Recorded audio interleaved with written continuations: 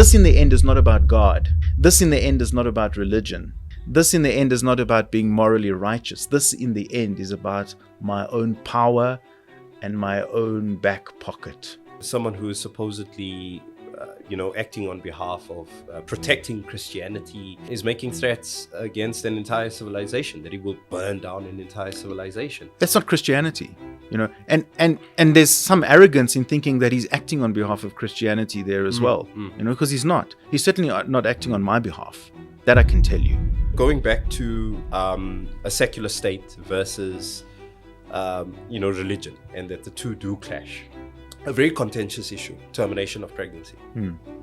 But for a 12-year-old that had just been molested and raped by her own relative, that's a different set of circumstances altogether.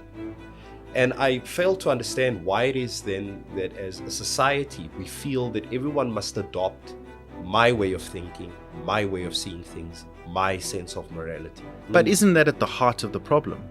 That we have been, in the last however many years in the world, brought to believe that diversity is something that is negative.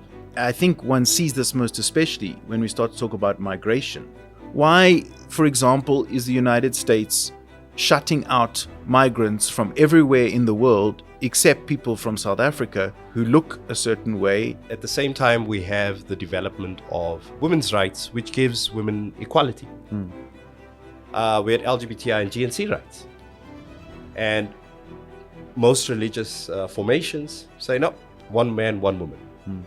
This is a complex question. Sure. And I want to begin by saying, one can take the scriptures and one can find justification for anything in scripture, right? I can justify killing people through scripture. Could we ever say that God would justify or sanction a war?